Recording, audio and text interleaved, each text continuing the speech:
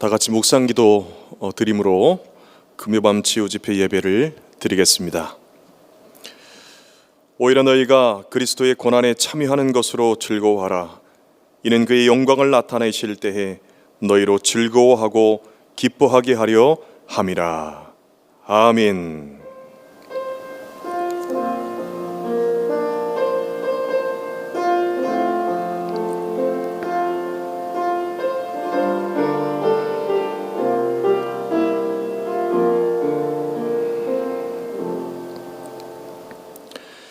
사랑과 은혜가 풍성하신 하나님 아버지, 우리를 구원하시려고 독생자 예수님을 이 땅에 보내어 주신 그 큰 사랑에 감사를 드립니다. 하나님 아버지의 구원의 섭리를 성취하시기 위하여 십자가를 지신 예수님께 이 시간 모든 찬양과 또 경배를 올려드립니다. 가물어 메마른 땅에 단비를 내리시듯 오늘도 사모하는 심령마다 은혜의 단비를 내려 주시옵소서. 시냇물을 찾는 사슴같이 목마른 심정으로 주님의 은혜를 사모하는 심령에 샘물에서 솟아나는 생수와 같은 은혜를 허락하여 주시옵소서. 이 시간 예배 가운데 성령님께서 충만하게 임재하사 예배의 영광과 그 신비를 경험할 수 있기를 원하오며 예수님의 이름으로 기도드리옵나이다. 아멘.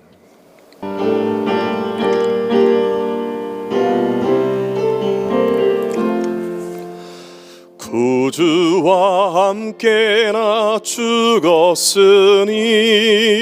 구주와 함께나 살았도다.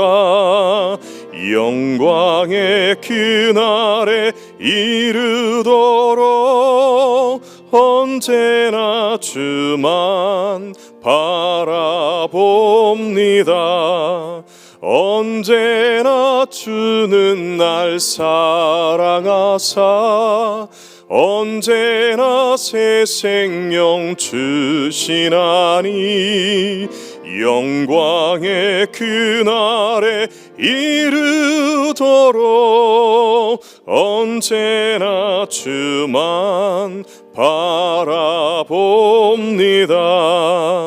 마음속에 시험을 받을 때와 무거운 근심이 있을 때에 주께서 그때도 같이 하사 언제나 나를 도와주시네.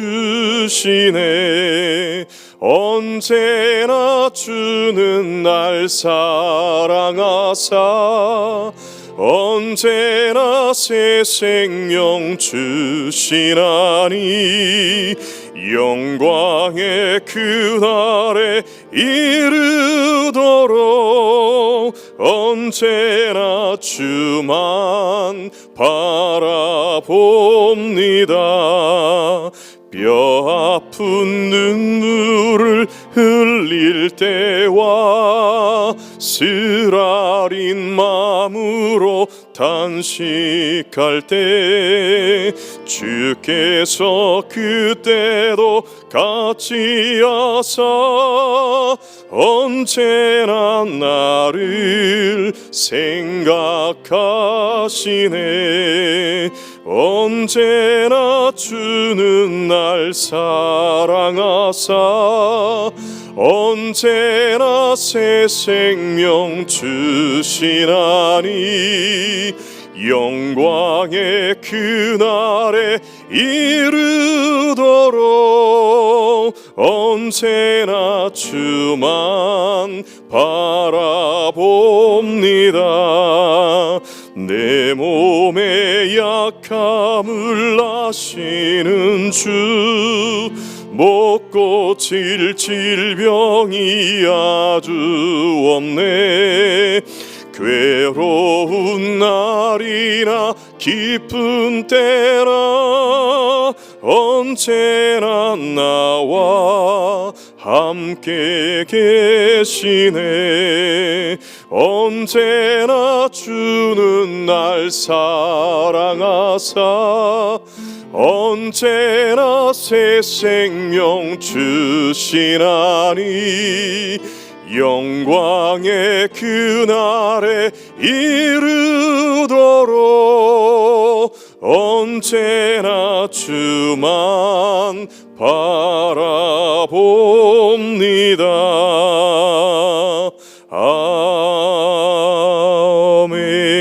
아멘.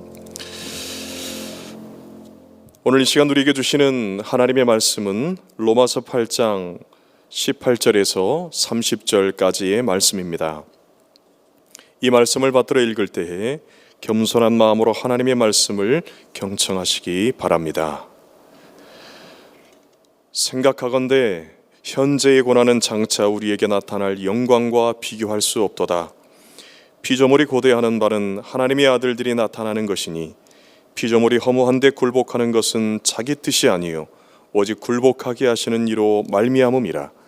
그 바라는 것은 피조물도 썩어짐의 종노릇한 데서 해방되어 하나님의 자녀들의 영광의 자유에 이르는 것이니라. 피조물이 다 이제까지 함께 탄식하며 함께 고통을 겪고 있는 것을 우리가 아느니라. 그뿐 아니라 또한 우리고 성령의 처음 익은 열매를 받은 우리까지도 속으로 탄식하여 양자될 것 곧 우리 몸의 속량을 기다리느니라. 우리가 소망으로 구원을 얻었음에 보이는 소망이 아니니 보는 것을 누가 바라리요. 만일 우리가 보지 못하는 것을 바라면 참음으로 기다릴지니라. 이와 같이 성령도 우리의 연약함을 도우시나니 우리는 마땅히 기도할 바를 알지 못하나 오직 성령이 말할 수 없는 탄식으로 우리를 위하여 친히 간구하시느니라. 마음을 살피시는 이가 성령의 생각을 아시나니 이는 성령이 하나님의 뜻대로 성도를 위하여 간구하심이니라. 우리가 알거니와 하나님을 사랑하는 자 곧 그의 뜻대로 부르심을 입은 자들에게는 모든 것이 합력하여 선을 이루느니라. 하나님이 미리 아신 자들을 또한 그 아들의 형상을 본받게 하기 위하여 미리 정하셨으니 이는 그로 많은 형제 중에서 맏아들이 되게 하려 하심이니라. 또 미리 정하신 그들을 또한 부르시고 부르신 그들을 또한 의롭다 하시고 의롭다 하신 그들을 또한 영화롭게 하셨느니라. 아멘. 이 말씀은 살아계신 하나님의 말씀입니다. 아멘. 우리 모든 성도들이 하나님의 뜻을 따라서 또 믿음으로 살아갈 때 고난과 어려움이 있습니다. 세상의 질서를 거슬러 말씀대로 살고자 또 결단하고 순종할 때 세상의 험한 파도와 또 거친 물살을 마주하게 됩니다. 그렇지만 우리의 시선과 마음의 중심을 이 현재의 고난과 또 시련의 순간이 아닌 장차 곧 다가올 영광의 그날에 두게 되면 괴롭기만 한 인생이 아니라 매 순간이 기쁘고 복된 삶이 됩니다. 그렇다면 불같은 인생의 고난과 시련과 환난 속에서도 우리 모두를 향해 곧 다가오고 있는 영광의 그날을 우리가 어떻게 기쁨으로 준비하고 또 맞이할 수가 있을까요? 먼저 본문 18절부터 또 18절과 25절 말씀을 봅니다. 생각하건대 형제의 고난은 장차 우리에게 나타날 영광과 비교할 수 없느니라. 만일 우리가 보지 못하는 것을 바라면 참음으로 기다릴지니라. 아멘. 우리 믿음의 사람들이 이 세상에서 겪는 고통이 있음을 말씀하고 있는데요, 현재 겪는 그 고난 앞에 쓰여 있는 생각하건대라는 그 말씀을 우리가 주목해서 볼 필요가 있습니다. 현재의 고난이 아무리 크더라도 장차 우리가 받을 영광에 비하면 아무것도 아니다라고 하는 그런 말씀입니다. 정확히 계산해보고 또 비교해 볼 것을 말씀해 주고 있습니다. 오늘 말씀을 기록한 사도 바울은 이 고린도후서 11장에서 자신이 겪은 말로 다 할 수 없는 그런 고난과 또 고통을 설명하고 있습니다. 주의를 감당하다가 감옥에도 갇히고 돌에 맞기도 하고 매 맞아 죽을 뻔한 일이 여러 번이었고, 또한 굶주림으로 여러 가지 많은 강도의 위험 등으로 수많은 고난과 시련과 환난 가운데서 고통을 겪었습니다. 그런 그가 고린도후서 4장 8절과 9절 그리고 16절부터 18절에서 이렇게 고백하고 있는데요. 우리가 사방으로 우겨쌈을 당하여도 쌓이지 아니하며 답답한 일을 당하여도 낙심하지 아니하며 박해를 받아도 버림받지 아니하며 거꾸로 트림을 당하여도 망하지 아니하고 그러므로 우리가 낙심하지 아니하노니 우리의 겉사람은 낡아지나 우리의 속사람은 날로 새로워지도다. 우리가 잠시 받는 환난에 경한 것이 지극히 크고 영원한 영광에 중한 것을 우리에게 이루게 함이니 우리가 주목하는 것은 보이는 것이 아니요 보이지 아니하는 것이니 보이는 것은 잠깐이요 보이지 않는 것은 영원함이라 말씀하고 있습니다. 지금 잠깐 당하는 고난, 그 어려움은 장차 나타날 크고 영원한 영광에 비하면 가벼운 것이고 그 정도는 믿음으로 견뎌낼 수 있다라는 그런 고백입니다. 이와 같은 믿음을 가진 오늘날의 성도들도 비교할 수 없는 영광, 곧 다가올 영광스러운 그날을 기대하기 때문에 경제적인 어려움이 있어도 또 육신의 질병으로 힘들어도 코로나19 바이러스의 위협과 또 기후변화로 인한 거듭된 재난의 위기와 고통 속에서도 낙심하지 않습니다. 좌절하지 않을 수 있습니다. 모두가 희망이 없는 암담한 미래를 예상하며 말할 때에 그래도 소망이 있다고 외칠 수가 있고 그로 인해서 기뻐할 수 있는 것입니다. 매일매일 마주치는 끔찍한 현실과 그 불안한 공포스러운 현실 속에서도 그 절망 앞에 무릎 꿇지 않고 그럼에도 불구하고 만족한 삶, 행복한 삶을 살 수 있는 것입니다. 그래서 하나님께서 곧 주실 영광의 그날을 소망 중에 바라보는 그리스도인은 항상 긍정적이고 또 매사에 적극적인 태도를 보입니다. 왜입니까? 그리스도인들은 미래가 있는 사람들이기 때문에 그래요. 그리스도인은 삶의 중심을 미래에 두고 살아갑니다. 사방이 다 막히고 모두가 안 된다, 또 끝났다, 망했다 라고 푸념하며 이 고통스러운 일상 가운데서도 암담한 현실 가운데 있을 때에도 믿음의 사람들은 하나님이 주시는 소망의 모든 가능성을 두고 묵묵히 현재의 고난에 당당히 맞서며 견디어 살아가는 것입니다. 그래서 현재의 고난보다는 비교할 수 없이 큰 장차올 영광의 무게를 두는 그 믿음이 자신을 변화시키고 또한 세상을 변화시키는 것입니다. 그러므로 비교할 수 없는 장차올 영광에 여러분의 삶의 무게중심을 두는 믿음 가지시기를 바랍니다. 그 믿음 가진 그리스도인들의 태도는 참고 기다리는 것입니다. 조급하거나 서두르지 않습니다.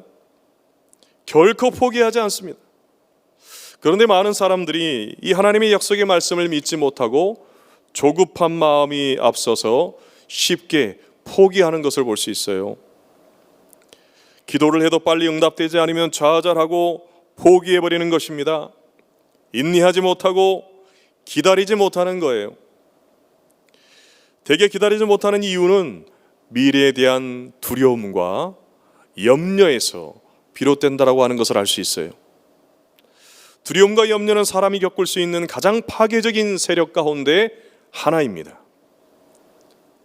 의학 전문가들이 연구한 이 내용에 따르면은 이 염려는 질병에 대한 저항력을 무너뜨리고 또 심한 경우에는 신경계통과 또 소화기관과 또 심장에 질환을 일으킬 수가 있다고 해요. 더 나아가 염려는 말 그대로 수명을 단축시킨다고 합니다.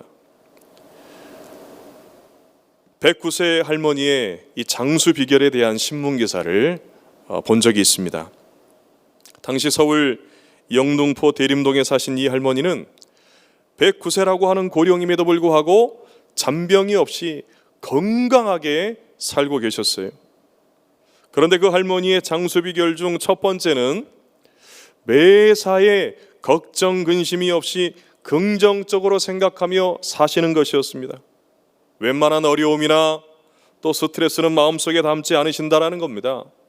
또한 이 할머니는 어느 교회의 권사님이신데요, 항상 하나님이 도와주신다고 하는 그 약속의 말씀을 믿고 쉬지 않는 기도하는 그 믿음이 장수의 두 번째 비결이라고 말씀하셨어요. 두려움과 불안과 염려로 가득 찬 인생을 살면은 수명을 몇 년씩 까먹을 수 있다는 것입니다. 염려는 이처럼 우리의 생명을 갉아먹는 것입니다. 이처럼 하나님의 약속을 신뢰하는 믿음으로 사는 삶은 매사에 긍정적입니다. 염려와 두려움이 없어요. 부정적이지가 않습니다. 불평이나 절망이 그의 삶 가운데 발붙이지 못하는 거예요. 아무리 우리 인생에 굴곡이 많고 어려움이 커도 그것은 순간이지 영원한 것이 아니기 때문에 그렇습니다. 언제 끝이 날지 모르는 이 코로나19도 잠깐 당하는 고난과 시련에 불과한 것입니다. 하지만 우리가 누리는 그 영광은 영원한 것입니다. 내 인생에 이보다 더 좋을 수 없다는 그 순간보다도 더 좋은 일이 있을 것이라는 거예요. 왜냐하면 영광의 그날은 아직 우리에게 다가오지 않았기 때문에 그렇습니다.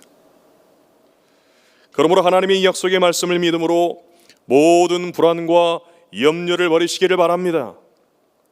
인내하는 가운데 모든 불평하는 말들과 또 원망하는 말들과 부정적인 말들과 그 마음을 다 내어버리시기를 바랍니다.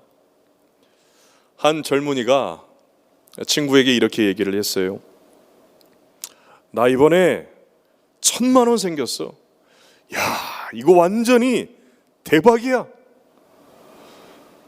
친구가 그 얘기를 듣고 깜짝 놀라면서, 와, 너 진짜 대단하다. 어떻게 그런 큰 돈을 가지게 된 거야? 그러자 그 사람이 그 친구에게 이렇게 태연하게 대답을 했습니다. 퇴직금이야. 여러분, 이 말이 대단한 게요, 얼마든지 부정적인 말과 표정으로 자신의 그 아픔을 말할 수가 있었습니다. 하지만 그는 그렇게 생각하지 않았습니다. 그렇게 말하지 않았습니다. 바꿀 수 없는 현실의 어려움에 매이지 않았습니다.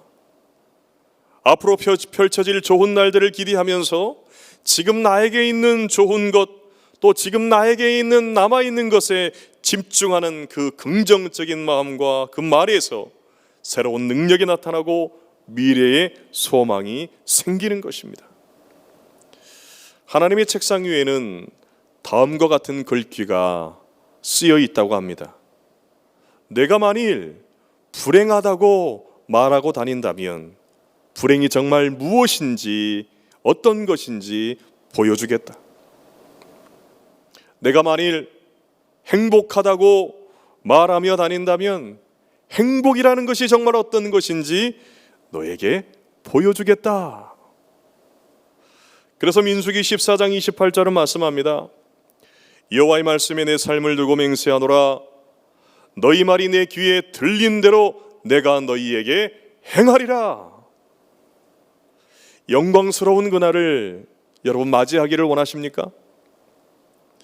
이제 더 이상 아무리 힘들고 어려운 일이 있어도 불평하지 말고 원망하지 말고 포기하지 마시기를 바랍니다.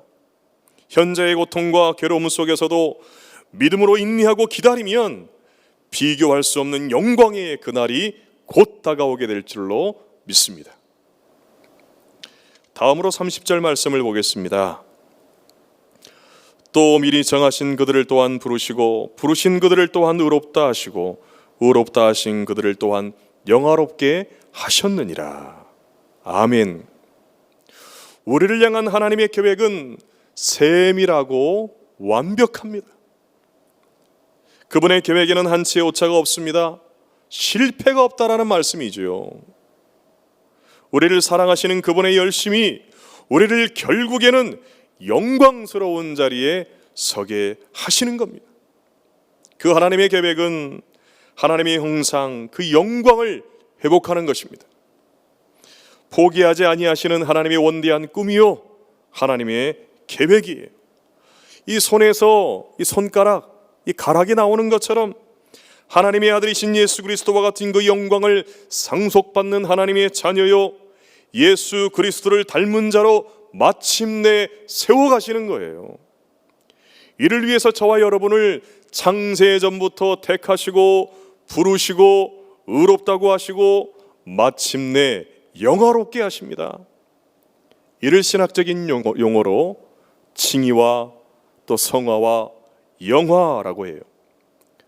우리를 위해 십자가 지신 예수님을 믿음으로 의롭다 하시고 또 거룩하게 하셔서 궁극적인 목적인 잃어버렸던 하나님의 영광을 회복하는 그 영화의 자리로 우리를 이끌어 가시는 거예요. 바로 이것이 우리를 부르신 목적이고 우리가 예수님을 믿고 신앙생활을 하는 목적입니다.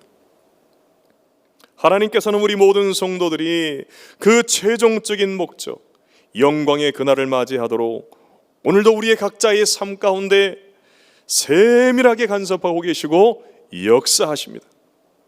오늘 내 뜻이 비록 좌절이 되고 내 현실이 비참해 보일지라도 결국에는 실패가 없으신 하나님께서 좋은 결과를 가져다 줄 것입니다. 이것이 나를 위해 예비된 그 영광의 그날을 완벽하게 준비하고 계신 하나님의 열심이에요. 여기에서 또 하나의 신학적인 용어인 예정론이 나옵니다. 하나님의 예정은 창세전부터 어느 사람은 천국 가도록 준비되어 있고 또 어느 사람은 지옥에 가도록 정해졌다라고 하는 것이 아닙니다. 예정하심은 거기에 초점이 있는 것이 아니에요. 핵심은 우리가 하나님의 약속의 말씀을 붙들고 믿음으로 살려고 몸부림치지만 때로는 우리에게 나쁜 일들, 불행한 일들, 고통스럽고 눈물 나는 일들이 있을지라도 그 결국은 모든 것을 선하게 나에게 잘 되는 쪽으로 바꾸어 가시는 하나님의 섭리하심과 그 예정하심이 있다라는 것입니다. 그래서 우리의 삶 가운데 그저 아무 이유 없이 일어나는 일들이 없어요. 우연히 일어나는 것이 아니라 내 삶 속에 겪는 모든 것이 합력하여 선을 이루어 가시는 하나님의 손 아래에 있다라는 것입니다. 한치의 오차도 없이 조금의 어긋남이 없이 실수가 없으신 하나님께서 우리를 영광스러운 자리에 서게 하시고 영광의 그 날을 맞이하도록 하시는 것입니다. 훌륭한 도자기가 아니라 그저 그런 질그릇을 만드는 데 필요한 가마의 온도는 800도씨라고 해요. 하지만 최고의 도자기를 만드는 최적의 온도는 1250도씨 이상이 되어야 합니다. 그렇게 뜨거워지면은 흙의 밀도는 놀랄 만큼 높아지고 또 단단해져서 흙 속에 있던 그 유리질들이 녹아서 밖으로 흘러나오게 됩니다. 이렇게 해서 흙은 그 불가마 속에서 최고의 도자기로 최고의 작품으로 바뀌어서 세상에 나오게 되는 것입니다. 우리 역시 마찬가지입니다. 모든 것이 합력하여 선을 이루어 가시는 하나님께서는 피할 수 없는 인생이라고 하는 고난의 불가마를 통해서 하나님의 영상이라고 하는 최고의 것이 흘러나오도록 하십니다. 혹독한 고난과 시련이라고 하는 인생의 불못불, 즉 용광로를 통해서 그 속에서도 함께 하시는 하나님을 만나게 하시고요, 불처럼 뜨거운 고통 속에서 하나님 닮은 아름답고 고귀한 모습으로 변화시키셔서 마침내 가장 영광스러운 날을 맞이하게 하시고 가장 영화로운 자리에 설 수 있도록 우리를 인도해 주시는 것입니다. 지금 우리의 모습과 삶이 망가지고 또 부서지고 형편없을 수도 있습니다. 그러나 나를 위한 영광의 그날을 완벽하게 준비하고 드라마틱한 각본을 쓰시고 실행하고 계시는 하나님의 열심이 마침내 반드시 이루실 줄로 믿습니다. 저와 여러분을 너무도 소중히 여기셔서 사사건건 우리의 삶에 성령님을 통해서 간섭하여 주시고 우리의 모든 쓰라린 고통과 아픔을 걸림돌이 아니라 디딤돌로 만들어 가시는 줄로 믿습니다. 지금은 도저히 이해가 되지 않을 수가 있어요. 그러나 하나님의 이 손길을 끝까지 우리가 신뢰하며 나아갈 때 그리스도와 함께 누릴 그 영광의 자리에 서게 할 것입니다. 영광의 그날을 맞이할 수 있도록 우리를 이끌어 주실 줄로 믿습니다. 영국의 탐험가인 어니스트 세클턴은 1914년 8월에 27명의 대원과 함께 인내를 뜻하는 인듀어런스호를 타고 영국 런던을 떠났습니다. 이 탐험대의 목적은 최초로 남극 대륙을 육로로 횡단하는 것이었어요. 그런데 남극권이 거의 도달했으나 1915년 7월에 목적지를 불과 150km 앞에 두고 단단한 얼음의 배가 둘러싸이며 결국 그 배가 침몰하고 맙니다. 모든 대원들은 어둠에 둘러싸인 채 주위에 떨면서 식량과 또 보급품 부족으로 고통을 겪어야 했습니다.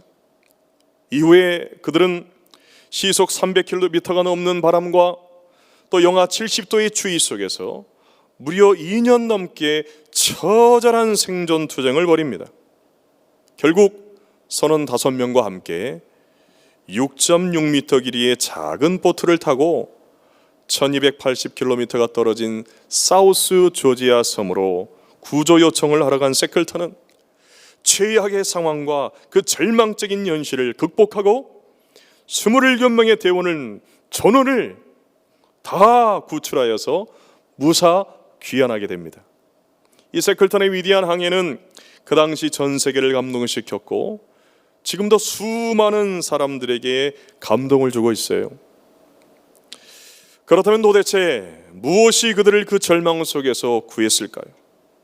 세클턴은 그의 자서전 끝부분에서 이런 말을 남깁니다. 나와 대원들은 남극 얼음 속에서 2년이나 갇혀 살아야 했습니다.